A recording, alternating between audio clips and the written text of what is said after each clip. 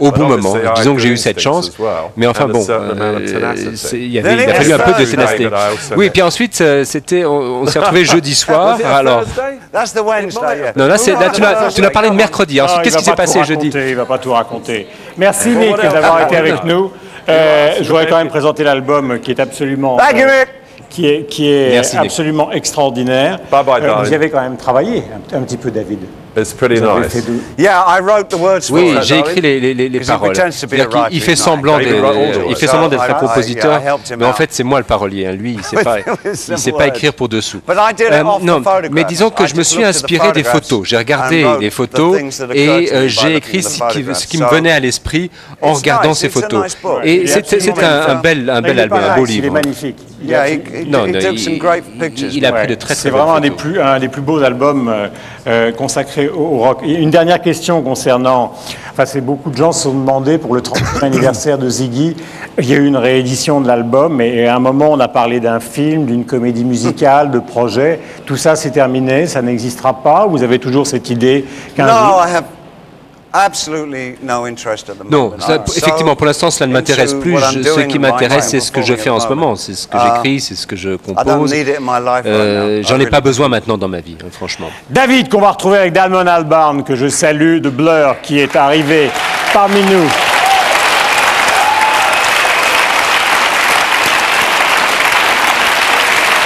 Tout à l'heure, Françoise Hardy, Damon est là. Effectivement, l'album de Blur, Think Tank, est un excellent album. Il a été superbe. Notamment, il a travaillé avec des musiciens marocains. Enfin, il y a beaucoup de choses. On en parlera avec lui tout à l'heure. Il est là. Le titre s'appelle Fashion. David, je vous laisse pour ce duo exceptionnel. Donc, pour Trafic, thanks a lot. David Bowie, Damon Albarn. Le titre s'appelle Fashion.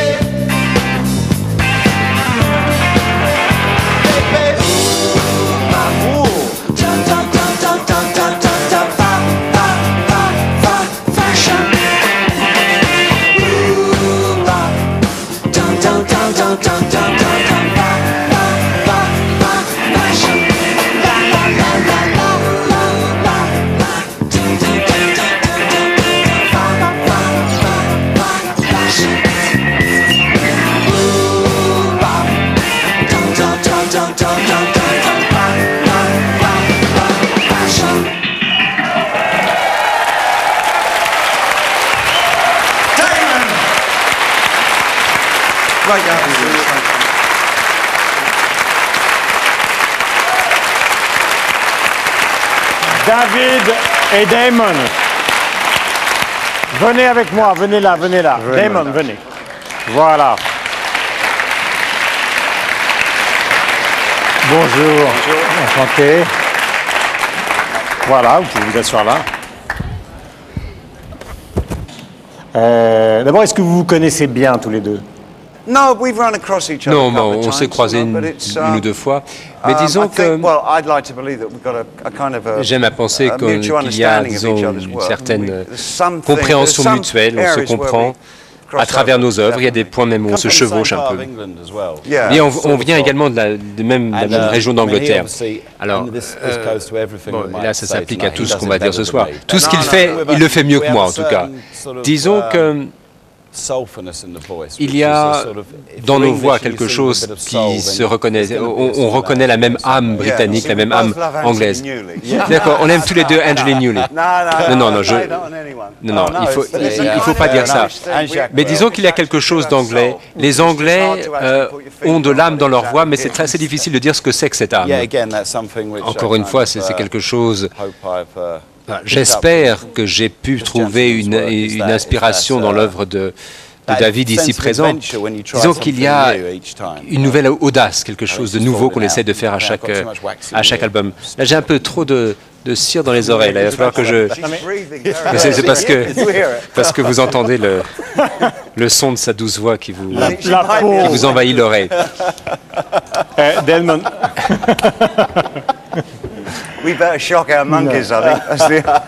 Il y a beaucoup de ballades, et peut-être que je me trompe, mais on a l'impression qu'il y a beaucoup de choses où on a le sentiment que vous avez pris votre temps, ou l'envie de prendre du temps. Pas vraiment. Je crois que lorsque je me suis lancé dans cet album, et lorsque j'ai travaillé justement sur ces histoires de gorilles, ça m'a un petit peu désarçonné. Je préfère travailler de manière plus détendue avec mon groupe. Disons que là, c'est une démarche nouvelle. Lorsque je fais ce genre de musique, je me sens tout à fait à l'aise. C'est quelque chose d'agréable, c'est-à-dire de pouvoir faire la distinction entre une sensibilité pop et puis sa propre démarche affective ou ses propres besoins affectifs. Et c'est ce que j'ai essayé de faire. Dalmon, qu'à un moment, vous vous êtes dit peut-être Blur, c'est fini. Au moment du Gorillaz Project, au moment des problèmes avec le guitariste, votre ami d'enfance, Graham et tout ça, est-ce qu'à un moment, avant d'enregistrer Thing Song, vous avez dit, bon, j'arrête Blur, j'en ai marre, la Britpop, il y en a assez, il me fatigue, les journalistes sont pénibles. Ah oui, non, aujourd'hui, j'en ai vraiment marre de la Britpop. Ça, de toute façon, le pays entier en a marre de la Britpop. Et je ne pense pas que cette chose ait évolué dans un sens très positif, en tout cas, justement, pour notre pays. Mais pour ce qui est du groupe, non, je n'ai jamais voulu. Après tout, c'était mes copains d'enfance. Je suis allé à l'école avec eux. Je voulais pas. On ne peut pas se séparer de son passé, de sa vie. C'est pratiquement sa famille. Est-ce que vous retrouvez, David, justement, dans la diversité des inspirations, beaucoup de choses qui, à un moment, ont pu finalement être un peu similaires dans votre carrière? Non, là je crois que la comparaison est un petit peu absurde ici. Ce qu'il faut dire, c'est que là, c'est quelque chose que j'ai passé pratiquement en boucle chez moi depuis la sortie de l'album. C'est un des albums les plus affirmés depuis des dizaines d'années. J'adore ce disque. C'est quelque chose qui est extraordinairement évolué.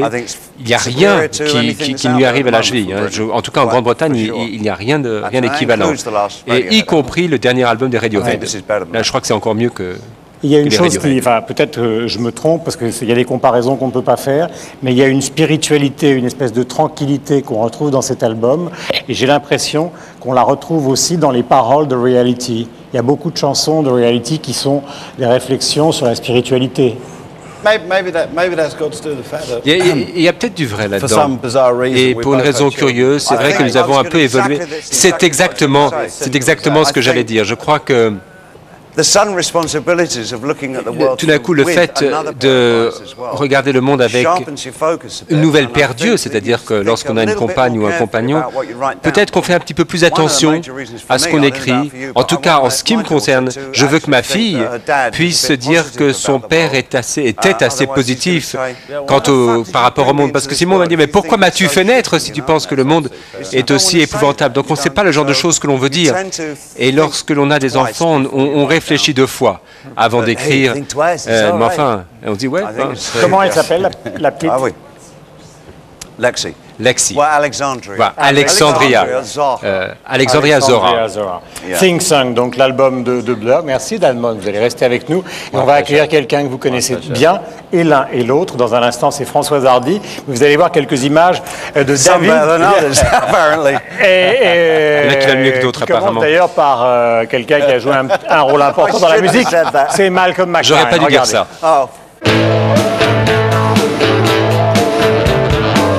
She was the ultimate pin-up on most hip Chelsea beat bedroom walls. And I know for a fact many of the groups who were notorious and slowly becoming successful, such as the Rolling Stones, Brian Jones and Mick Jagger, the Beatles, John Lennon, Paul McCartney, and many other groups, all were desperately interested in having Françoise Hardy become their girlfriend in some way. So when she came to London, I think they all must have pitched in to try to be her boyfriend. I was for a very long time passionately in love with her, as I'm sure she's guessed. Every male in the world and a number of females also were. And we all still are. Et voilà! Coincé! Françoise Hardy. Oh dear. Françoise. La voilà. Hey. Oh, fantastic. Work with her. Yeah.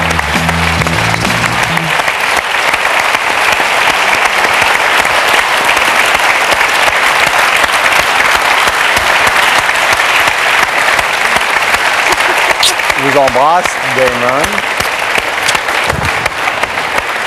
What a pleasure. So good to meet you. Ça va, Françoise? And some others. Je me mets là? Oui, absolument. Alors, d'abord, Damon, vous avez travaillé avec Françoise. Absolument. Est-ce que vous pouvez nous rappeler ça, et Françoise aussi d'ailleurs? Quand est-ce que vous avez travaillé avec Blur? C'est beaucoup dire, travailler. Enfin, vous avez enregistré un morceau avec eux. Oui, nous avons chanté, en duo, une chanson. No, it was fun. C'était quand? C'était quoi, il y a 96, non? 94. Non, 95. 93, actually. Non, 93, pour être précis. Et alors, pourquoi? Qui a décidé? Comment ça s'est passé? Damon. On avait fait cette chanson sur l'album Heart Life. Il y avait effectivement ces résonances de Scott Walker et disons que la tradition populaire française des années 60. Et on essayait de faire quelque chose qui ressemblait un petit peu à ce qu'avait fait Françoise Hardy. Alors je ne me rappelle pas exactement comment on s'est retrouvés l'un et l'autre. Mais enfin, lorsque ça s'est fait tout de suite. C'était un moment magique. Françoise et David. Est-ce que je peux dire quand même que je suis une grande fan de David depuis, je crois, la chanson Heroes, c'est-à-dire depuis les années 70 et quelques, et que j'ai connu également deux grands artistes français qui étaient des fans de David, à savoir Serge Gainsbourg, qui l'admirait beaucoup et qui d'ailleurs, je crois, a utilisé certains de ses musiciens. Et puis, quelqu'un que David ne connaît probablement pas, qui est Mireille, qui a fait tellement de très jolies chansons. et que j'emmenais au cinéma voir David, et en particulier nous avons vu ensemble Furio et surtout Les Prédateurs, qui est un film qui nous a absolument bouleversés. Et qu'encore maintenant, enfin ça m'est arrivé de le revoir depuis, je trouve que ce film est un chef-d'œuvre. Je ne sais pas ce qu'en pense David, mais voilà, je voulais simplement dire ça, parce que Mireille, à l'époque, devait avoir 75 ans, pas loin de 80 ans, enfin, et elle était une grande fan, et je l'emmenais au cinéma. Voilà. C'est très touchant, mais merci beaucoup. Je suis toujours ce que fait David, et bon, j'aimerais lui demander, mais c'est peut-être pas une bonne question, mais c'est vrai que c'est une question qu'on se pose quand on a beaucoup d'estime pour un artiste, si parmi tous les disques qu'il a fait, il y en a un qu'il préfère aux autres. Moi, je voulais lui dire qu'il y en a un pour ma part, pour lequel j'ai un faible, et qui est Outside. Really? Oui. Vraiment? Là, je suis stupéfait. Merci beaucoup. Moi aussi, j'aime beaucoup Outside. J'ai un penchant tout particulier pour The Bitter of Suburbia. Je me suis beaucoup appliqué avec Edel. C'était simplement nous deux qui avons fait cet album, et on s'est vraiment défoncé sur cet album. Et c'était pour moi le début, enfin, c'est le moment où je commençais à me sentir vraiment à l'aise. J'avais traversé une période difficile en tant que compositeur, et tout d'un coup, avec cet album, Brothers of Suburbia, tout a pris forme. Alors, c'est peut-être pas le goût de tout le monde, mais pour moi, c'est un album qui a vraiment une raison d'être importante. Que les gens ne savent peut-être pas tous que David produit ou coproduit beaucoup de ses albums, si ce n'est pas tous. Et moi, je l'admire aussi profondément comme producteur, comme réalisateur. Il réalise ses albums, et je trouve que ses réalisations sont absolument parfaites. Alors David, qu'on va retrouver évidemment sur scène dans un instant, avec un autre groupe qui va nous rejoindre, qui est R. Je sais que vous vous intéressez à l'astrologie, vous lui voyez un avenir un peu particulier à David, son thème. Mais on n'est pas sûr de son heure de naissance, il y a plusieurs heures en circulation. Parce que vous savez que François est une... J'aimerais beaucoup connaître sa véritable heure de naissance, s'il la sait, s'il la connaît. Vous vous en souvenez? 7, 4 and 12 o'clock. Alors, soit à 7h, soit à 4h, soit à midi. Au choix. Non, en fait, je suis arrivé en pièces détachées. En tout cas, merci à tous les trois. Vous allez découvrir sur scène maintenant R, qui sont venus spécialement aussi pour cet hommage à David Bowie. Damon, merci d'être venu. L'album est magnifique, je le dis, et c'est extrêmement sincère. Je crois que vous pouvez l'applaudir. Thank you.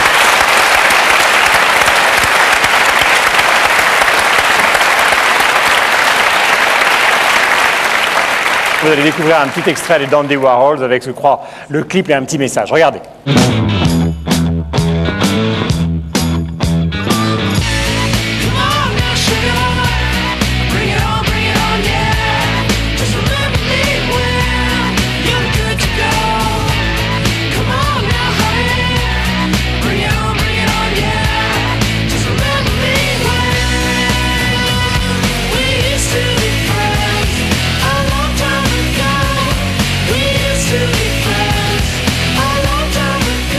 Hi, we're the Dandy Warhols, and we're going to be playing with David Bowie for a couple months all around Europe this fall, winter. We really wanted to be here for the show, but we can't be because we're obviously working way too hard. So, anywho, I just want to tell a little story. I saw when I was, I don't know, maybe 14 or something, I saw David Bowie for the first time. I'd never really realized who this guy was, but it was just this theater kind of, I think he had a tin clown suit with a big cloth tie and his beautiful face all whited out, and he was just singing, and it was The Man Who Sold the World. And it was on Saturday Night Live was what it was on. It was just the one song. The band came out and did it, after that I went back to school the next Monday, and kids were talking about it and about what a freaky weird dude and how freaky that was, and I thought it was so amazing. I thought everybody was going to be losing their shit like I was, and it was that day that I realized it's us against them. So we've got, who is David Bowie for you? I don't really know him yet. We haven't did the tour. One of the most influential artists, musicians ever. What does David Bowie stand for? Well, we thought we had a clever answer for this one. D is, well, D is for David. No, D is for Dandy. Oh, D is for Dandy. A is for awesome. Awesome. V is for very. Very. He's so very. I is for I love it. D, and the other D is for the darkness at the end of David. B, what's B for? B is for Bowie. O is for, it can be for Bowie. O is for, oh my God. W is for Warhol. Of course.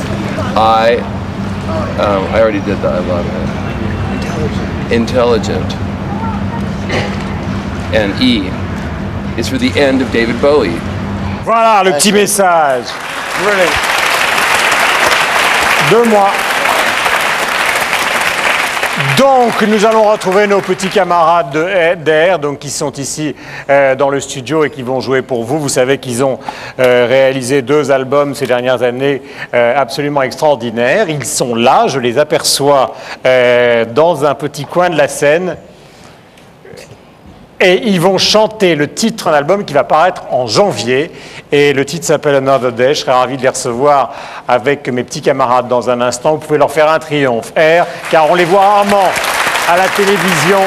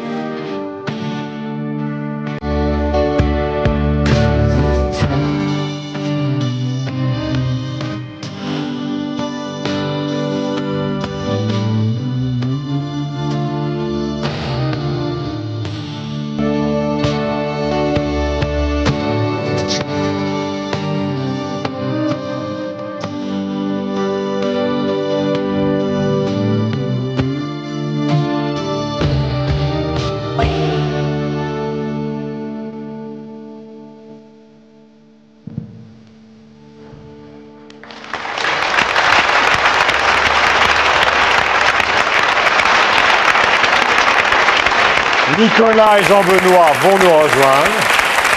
Voilà. Jean-Benoît va se mettre là, Nicolas ici. Donc Another Day, donc je voulais vous présenter les derniers albums de Hair. Donc celui-là, vous le connaissez bien évidemment. C'est celui qui a suivi Moon Safari. Puis il y a une collaboration que vous avez fait avec l'écrivain italien Baricco. Il y a la bande de Virgin Suicide que tout le monde connaît. Et évidemment, tout le monde attend le prochain album. Alors est-ce qu'il est enregistré, totalement fini, un peu comme l'extrait qu'on vient de voir? En fait, il est un peu trop tôt d'en parler, et puis il est trop tard de parler des derniers albums. Alors on les pose. Mais, non, mais il est fini, hein, il est fini là. Ouais.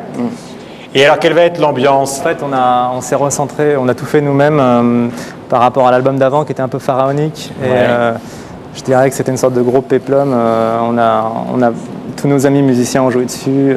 C'était une sorte d'orgie un peu sonore. Ouais. Et alors que là, on s'est recentré, Jean-Benoît et moi, on a été dans notre studio et on a fait tout l'album vraiment fabriqué à la maison, avec justement que des boîtes à rythme, des synthés, pas vraiment de... Pas de collaboration extérieure, pas de musiciens en dehors de vous deux? Non. Mis à part la collaboration d'un producteur qui s'appelle Nigel Godrich, qui a produit le dernier Radiohead par exemple. Ouais, ce qui est quand même pas mal.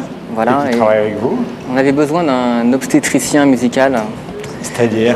Quelqu'un qui pouvait nous faire accoucher des morceaux. Ouais. Parce que quelquefois, on ne sait plus nous-mêmes qu'est-ce qui est bien, qu'est-ce qu'on veut, on ne sait plus. Et donc, cette personne-là nous a aidé à nous conforter dans un certain goût. Voilà. Puis il y a une chose qui a beaucoup... Enfin, c'est très difficile de juger sur un titre, mais qui a changé, c'est qu'il n'y a plus l'utilisation du voice-coder pour la voix. C'est-à-dire que maintenant, vous chantez... Nigel nous a persuadé de chanter nous-mêmes l'album. Alors, vous ne vouliez pas? On allait faire comme d'habitude, on avait demandé à nos amis de chanter dessus. Et puis en fait, il aimait nos voix et le fait qu'on soit justement pas des chanteurs spécialisés, il aimait la différence que ça faisait par rapport aux disques qui se produisent en ce moment. Et il aimait notre accent français. Il regrettait que les chansons ne soient pas chantées par nous, donc on s'est lancé. Vous êtes jeté. Combien de titres il y aura sur l'album? Il y en aura 10 et 11 pour la version japonaise. Pour la version japonaise. Voilà. Donc tous les Japonais qui regardent ce soir savent qu'ils auront donc un titre supplémentaire. David. It's true. Oui, it's true. Yeah, David, pourquoi vous avez voulu qu'ils viennent? Parce que je sais que vous vous intéressez beaucoup à leur travail. I think they represent a very je trouve forward-thinking qu'ils ont vraiment une pensée d'avant-garde exceptionnelle. Ouais. Et le travail de David, parce que tout à l'heure à la répétition, je vous regardais tous les deux en train d'observer attentivement ce qui se passait avec un intérêt formidable, et vous parliez même des titres de David que vous aimez, comme tout à l'heure Françoise parlait d'Heroes. Je crois que vous, Modern Lovers, par exemple, Modern Love. En fait, nous, on a découvert Bowie avec Let's Dance. Ouais. Quand on était des jeunes adolescents. Et après Let's Dance, on nous a forcé à replonger dans le passé et à découvrir les compositions, les univers musicaux. Et je dois dire que, suivant... quand on écoute une chanson de David Bowie, ça correspondait exactement au genre de musique qu'on aimait. Je sais pas pourquoi, il n'y a pas vraiment de raison, c'est juste par rapport à votre personnalité, tout d'un coup vous trouvez la musique qui vous correspond. Et donc on est remonté dans le temps, comme ça on a découvert tous les albums, puis le travail avec les synthétiseurs aussi. Le travail avec Brian Eno. Notamment un album qu'il a fait avec Iggy Pop qui s'appelle The Idiot, qui était pour nous le mix ultime de la musique électronique et du son organique des batteries et des guitares et des basses. C'est-à-dire que pour moi c'est la symbiose parfaite, qui a rarement été égalée depuis. Et c'est grâce... C'est en pensant des disques comme ça qu'on essaie de faire des chansons comme Sexy Boy ou des choses comme ça. Mais après, en fait, quand on essaie de s'inspirer d'un style, évidemment, comme on n'est pas du tout David Bowie, on se retrouve avec notre style à nous, parce qu'on n'arrive pas vraiment à faire exactement comme dans nos rêves. Et c'est ça qui a donné tout notre univers musical, en fait, quoi. Donc avec une écoute délicate, précise, pour essayer de s'en inspirer. Enfin, pas pour... Ouais, c'est-à-dire qu'on était quand même vraiment... on a été choqués quand même par cette musique. Enfin, ça et d'autres choses aussi, hein. Il n'y a pas que... Mais vraiment, c'était exactement ce qui nous correspondait. On était un petit groupe de gens qui avions ce lien. Quand on écoutait des musiques comme ces disques-là, on se sentait membre d'une espèce de communauté. Voilà, exactement, artistique. Françoise R, vous les connaissez? Bien sûr, on a même travaillé fait ensemble. quelque chose ensemble. Oui, J'ai chanté une chanson avec eux, enfin, en tout cas composée par eux. Ouais. Non, mais et justement, leur travail vous intéresse pour quelle raison? parce que je les connais. Oui, comme on sait, tout le monde sait que vous ne faites pas tout sauf n'importe quoi dans le domaine de la musique, c'est parce que c'est vraiment quelque chose qui vous intéressait. Oui, oui, oui. Moi, ça m'est très difficile d'expliquer pourquoi je m'intéresse à une musique. C'est simplement parce que je la trouve personnelle en général, personnelle et de qualité. Ça s'arrête là. C'est-à-dire, c'est tout. Bah c'est tout, c'est tout, c'est tout. Merci. L'album sort donc au mois de janvier. Et est-ce qu'il portera le titre de la chanson? Non. On vient d'entendre. Ou est-ce que le titre sera différent? Ou est-ce que c'est un mystère? En fait, c'est un mystère pour l'instant. C'est un mystère pour l'instant. Mon œil, je suis sûr. Le titre n'est pas encore arrêté. Le titre n'est pas encore arrêté. Merci Françoise. Alors nous allons retrouver dans un instant Too Many DJs qui vont revenir parce qu'ils ont mixé de très nombreux titres de David Bowie. Et après on terminera avec vous 2 derniers titres sur scène pour les gens de Trafic. Merci à tous les 3. Petit extrait donc de Too Many DJs et ils seront avec nous dans un instant.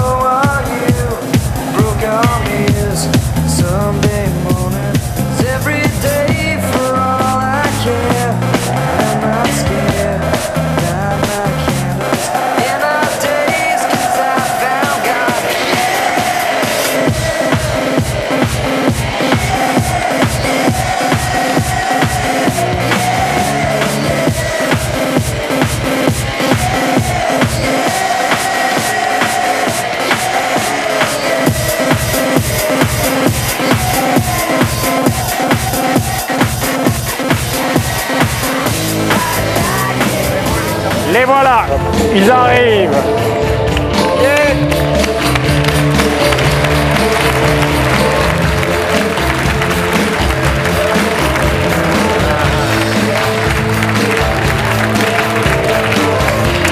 Stéphane et David de Too Many DJs. Good to see you, love. Hi guys. Ça va? Ça va, asseyez-vous, asseyez-vous. Tout à l'heure, David disait donc, avant que vous arriviez, que vous représenteriez l'avenir de la musique. Oui. Tiens, donc. C'est vrai, c'est ce que je viens de dire. Simplement pour que vous me. Il est très impressionné. M'ayez à la bonne. Non.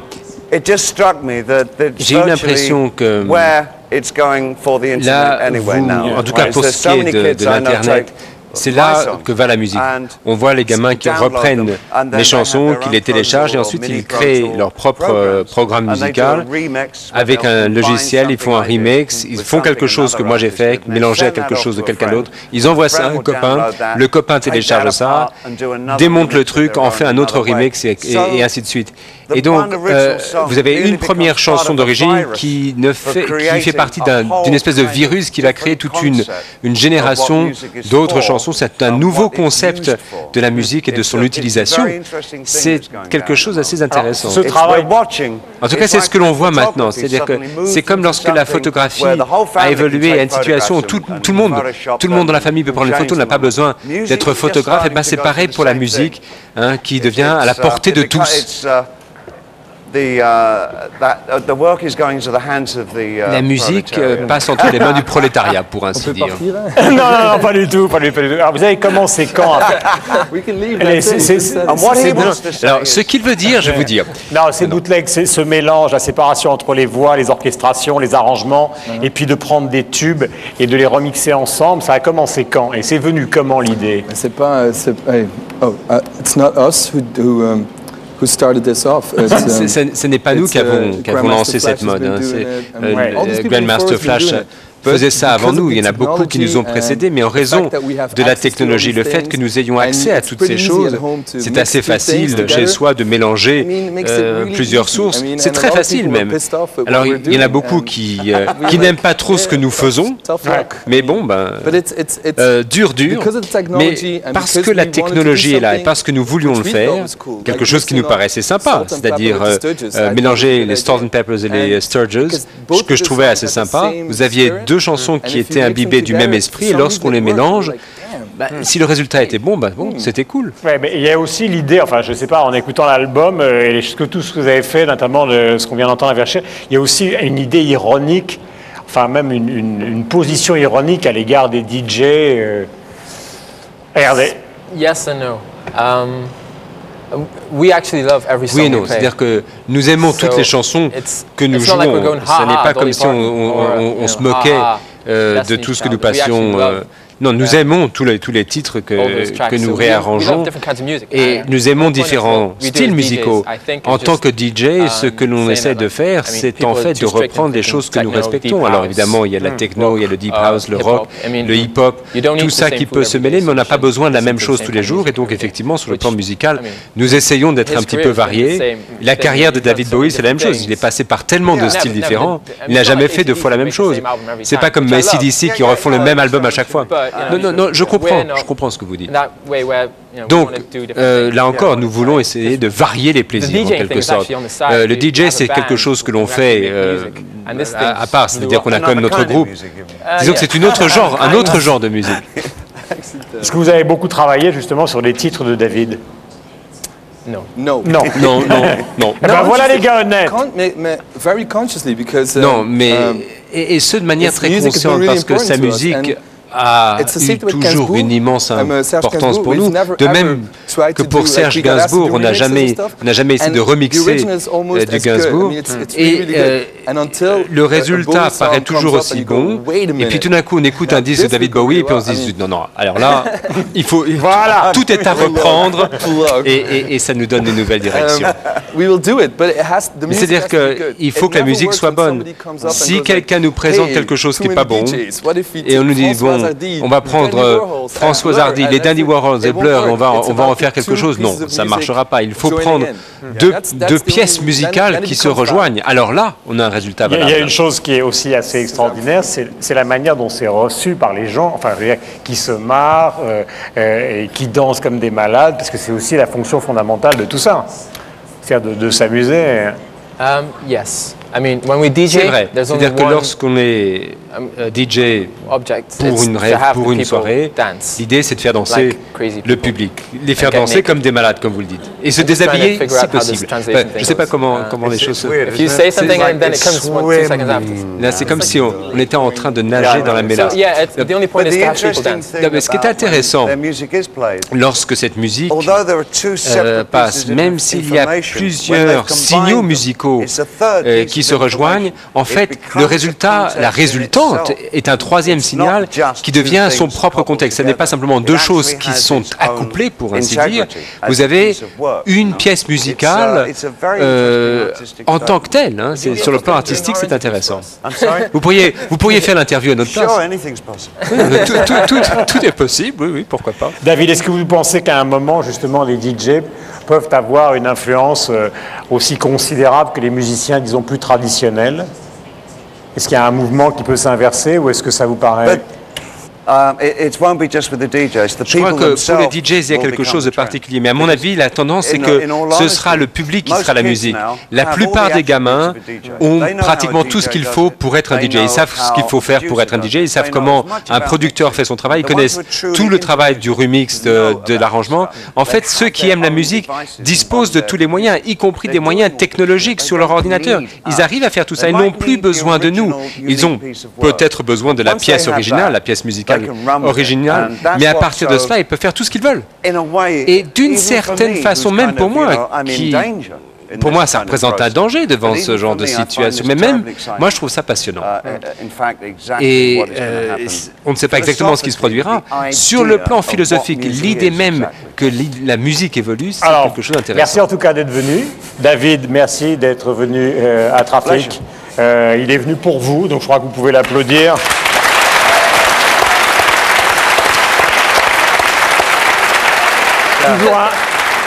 Toujours un peu d'émotion. Merci de votre gentillesse. David a consacré 7 titres pour France 2 et pour Trafic, pour tous ceux qui sont sur le plateau et pour tous ceux qui sont là ce soir, dans une tournée, dans la préparation d'une tournée qui va être très importante et très fatigante. Donc on vous remercie 10 000 fois.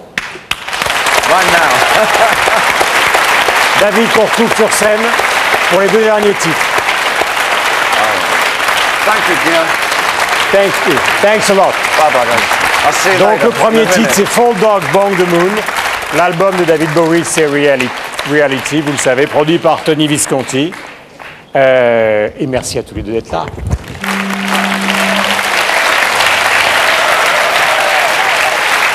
Sorry, I was just doing some heroin. Désolé, j'étais en train de sniffer un peu d'héroïne. I feel a lot better now. Je me sens beaucoup mieux maintenant. No, that's your heroin. I've got my own heroin. J'ai ma propre marchandise, merci. What are we going to do, chaps?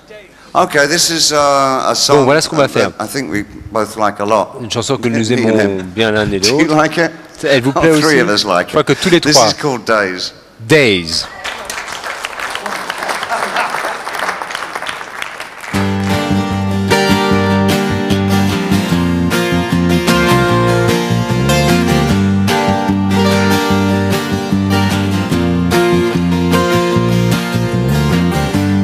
Hold me tight, keep me cool. Going mad, don't know what to do. Do I need a friend? Well, I need one now. All the days of my life,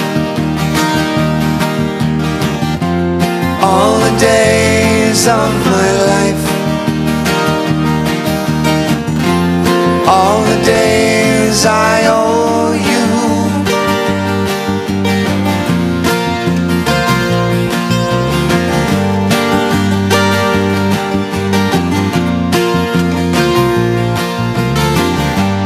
All I've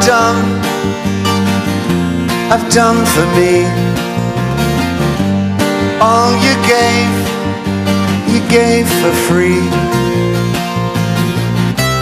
I gave nothing in return, and there's little left of me. All the days of my life, all the days of my life, all the days I owe you.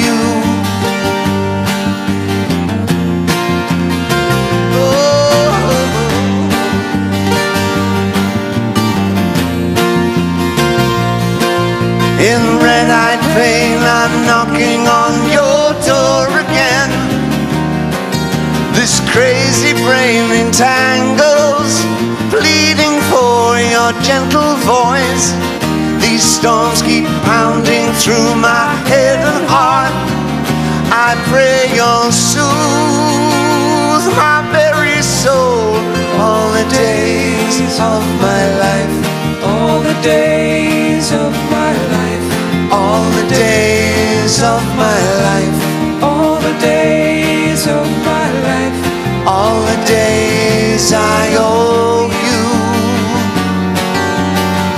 All the days of my life, all the days of my life, all the days of my life, all the days of my life, all the days I owe you.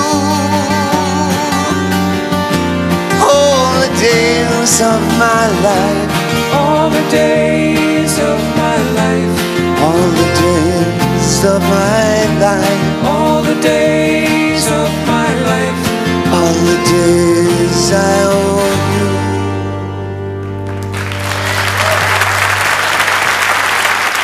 Yes. One more song.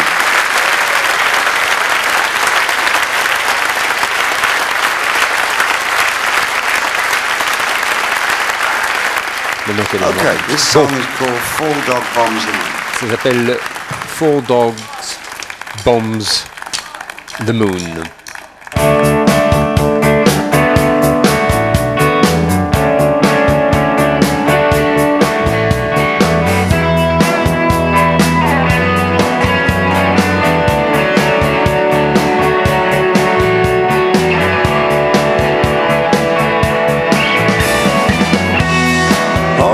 girl, come blow me away. I don't care much, I'll win anyway. I'm just a dog.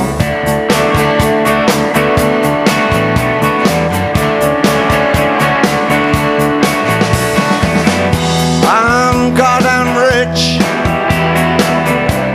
an exploding man. When I talk in the night, there's oil on my hands, just a dog.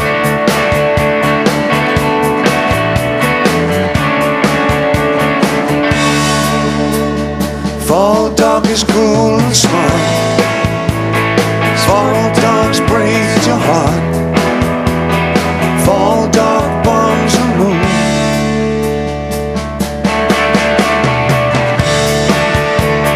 Devil in the marketplace, devil in your bleeding face.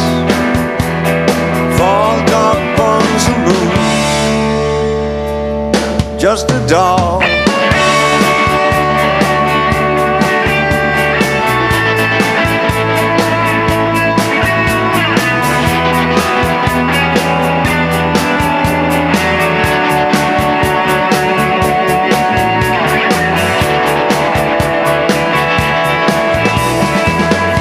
There's always a moron,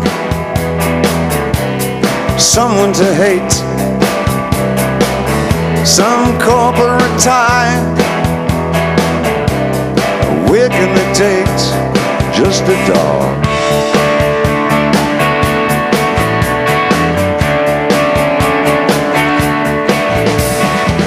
These blackest of years that have no sound, no shape, no depth, no underground, just a dog.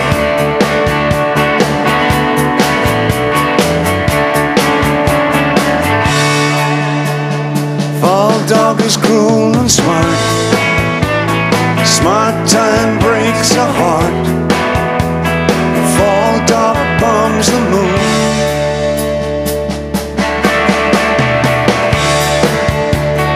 Devil in the marketplace, a devil in your bleeding face. Fall dog bombs the moon. What a dog.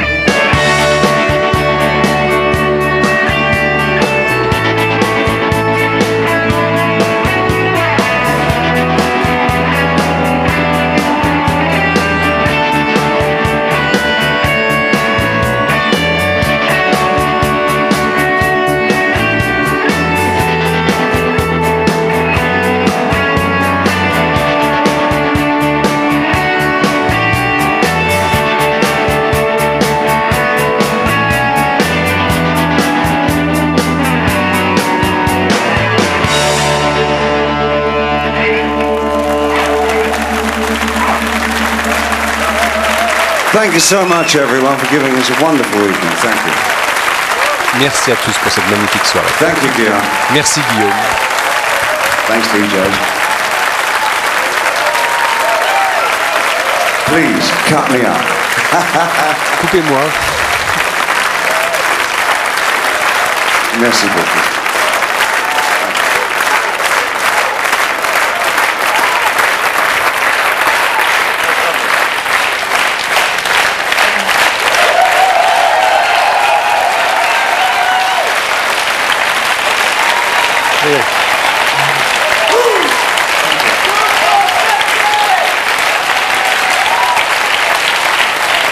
Good night, be safe. God bless. Bonsoir à tous, rentrez bien. Merci David. Thank you very much. Thanks a lot. Thank you so much. Thanks a lot. Well, voilà, c'était la première émission de rentrée de Trafic. Nous espérons évidemment pendant toute la saison, comme on l'a fait pendant l'été avec les festivals, vous donner l'occasion de revoir live des grands artistes comme David. Je voudrais remercier les équipes de Philippe Lallemand pour la réalisation, Laurence Twitou, Éric Dahan, Fred Lecomte à à la confection de l'émission, bien évidemment, à chaque fois que nous revenons, à peu près tous les mois. Et puis Monica, Yann, Jean-Phi, Juliette, le docteur Rumani. Et puis je voudrais dédicacer cette émission à un petit garçon qui est parti cet été. Ciao, à la prochaine.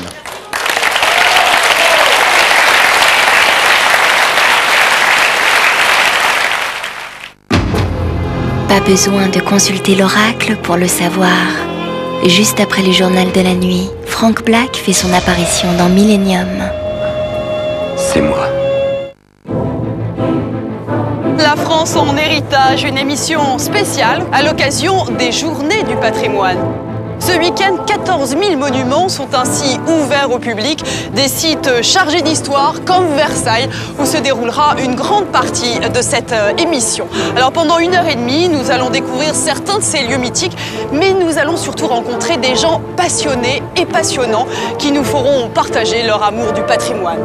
Carole Gessler vous emmène à la découverte des merveilles et trésors cachés de l'Hexagone. Laissez-vous surprendre par votre patrimoine. La France en héritage, dimanche sur France 2.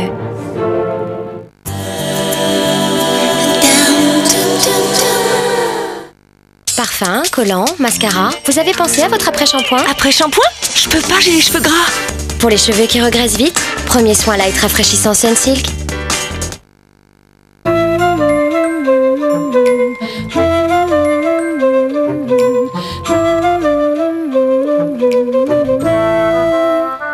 Pour laver la laine en douceur et en toute simplicité, il y a maintenant le nouveau Skiplen Machine. Pour un lavage en machine, doux comme un lavage à la main. Skiplen, la douceur en machine.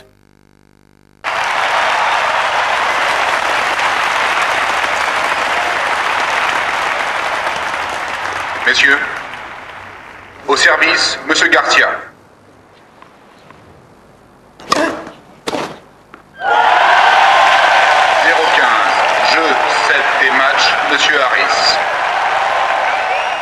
Il n'y a pas de temps à perdre. Pendant les jours trop courts, vous n'avez qu'un week-end portes ouvertes les 20 et 21 septembre pour vous offrir une Peugeot auprès d'une promo.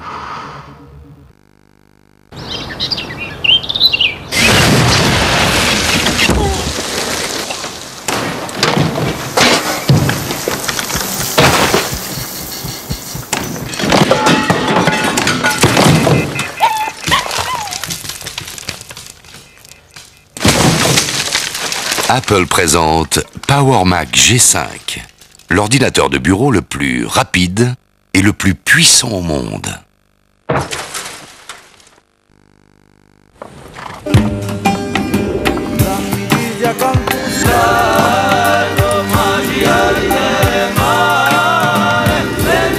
La Corse que vous aimez, c'est quand vous voulez. Pourquoi vaporiser Febreze uniquement sur le coussin du chien? On y va les garçons? Les odeurs s'installent dans tous vos tissus. Avec le nouveau Febreze, vous éliminez les odeurs des tissus tout en apportant de la fraîcheur dans toute votre maison. Waouh, quelle fraîcheur! Nouveau Febreze, une idée bien fraîche. Bonjour, vous pensez peut-être qu'il n'y a qu'un Internet? Eh bien non, voici l'Internet selon Pablo. Mais celui de Madame Etienne est très différent. Tout comme celui de Julie, Pierre, James, Leila, Hélène. Mon amour. Ils sont tous chez Club Internet. Avec Club Internet, construisez l'Internet qui vous ressemble. Club Internet, l'Internet puissance vous. Appelez le 3204. Tout le monde n'a pas 70 ans. Mais tout le monde n'a pas 7 ans non plus.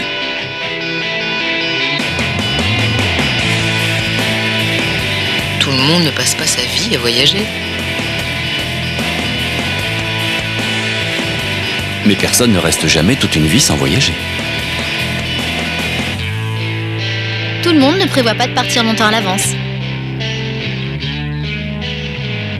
Ni de partir à la dernière minute. Parce que tout le monde est différent, la SNCF propose encore plus de prix réduits, adaptés à chacun. SNCF, nos prix n'oublient personne. Avant de signer, vérifiez avec qui.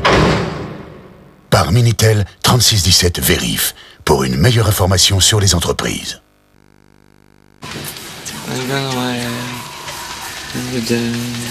Alors, on vous entend-tu chanter en ce moment?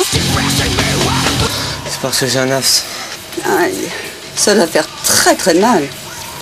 Surtout quand on n'a pas Synthol liquide. Ça aussi, ça fait mal un coup. Et du gel Synthol, il n'en a pas non plus, le pauvre. Synthol, ça fait du bien là où ça fait mal. Synthol est un médicament pas en dessous de 7 ans. Jules en rêvait depuis si longtemps. Il a attendu 3 ans pour que son rêve se réalise. Chaque jour, son rêve l'a aidé à se battre contre la maladie. Depuis 15 ans, Petit Prince soutient les enfants malades et donne vie à leurs rêves. Petit Prince, parce que l'espoir est le meilleur des médicaments. Envoyez vos dons, 15 rue Sarrette, Paris 14e.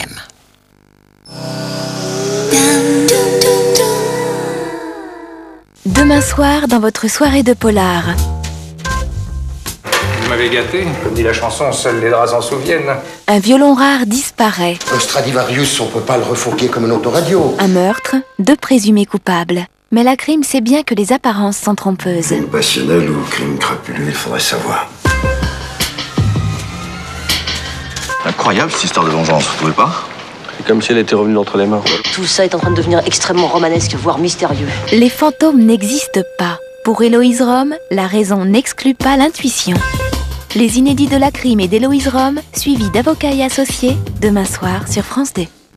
Déficit historique de la sécurité sociale, la Cour des comptes prévoit 11 milliards d'euros de pertes cette année. À se désintégrer dans l'atmosphère de la planète Jupiter. Madame, Monsieur, bonsoir. Un déficit record donc pour la sécurité sociale, du jamais vu depuis sa création. Une augmentation des dépenses qui n'est pas liée à la demande de soins. Les conclusions du rapport de la Cour des comptes avec les explications de Claude Marc. Âgés de 55 à 59 ans, ils remplaceraient les pré-retraites. Pour les magistrats de la Cour des comptes, l'accélération des dépenses de santé tient surtout à une succession de décisions politiques récentes. Dans les hôpitaux, la mise en place des protocoles sur les carrières et des 35 heures coûtera plus de 3 milliards d'euros à l'assurance maladie en 2003. Pour faire face à ces dépenses, le gouvernement envisage d'augmenter le forfait hospitalier de 10,67 à 12 euros. Toute accusation d'irresponsabilité. Face au déficit historique de l'assurance maladie, la Cour des comptes souligne l'urgence d'une série de réformes, mais elles seront politiquement très difficiles à mettre en œuvre. Pierre-Marie Thiaville. Ah oui, mais dans le dossier de la Sécu, de toute façon, tout est politique, même le déficit. Par exemple, les subventions aux cliniques privées ou les 35 heures dans les hôpitaux qui ont coûté des milliards, c'était des décisions politiques du gouvernement Jospin. L'augmentation du revenu des médecins dont on vient de parler, c'était une décision politique du gouvernement Raffarin. Ne parlons même pas des licenciements ou des pré-retraites déguisés en longue maladie, c'est économiquement stupide, mais politiquement commode. Enfin bref, pour renflouer la Sécu, il faudrait d'abord cesser de s'en servir comme d'un arrosoir social et politique. Mais les réformes de structure n'en sont pas moins nécessaires. Bien sûr, mais la structure de la Sécu, il faut faire attention, elle est en trompe-l'œil. On fait semblant toujours de croire que la santé n'a pas de prix. En réalité, elle a bien un prix. La santé est une industrie lourde et un commerce qui brasse des centaines de milliards. Et en plus, c'est le seul commerce où l'acheteur n'est pas le payeur. Le payeur, on sait bien que c'est la Sécu, donc en fin de compte, le cotisant. Mais l'acheteur, c'est le prescripteur, le médecin, lui-même poussé dans le dos par l'industrie pharmaceutique, bien sûr, et aussi par la demande du client. Autant dire que tout le système, par nature, est voué à la surconsommation. Alors pour le freiner, il faudrait des régulations imposées, des contrôles, mais tout ça aussi, c'est mal vu, politiquement mal vu. Merci Pierre-Marie. Évoquons à présent 2 pays mal vus par Bruxelles, la France et l'Allemagne, critiqués pour leur déficit public. Paris et Berlin qui sont sur la même longueur d'onde pour réclamer une relance de la croissance en Europe. Une dizaine de grands projets ont été annoncés aujourd'hui à l'issue d'un mini-sommet franco-allemand. Correspondance Patrice Romden.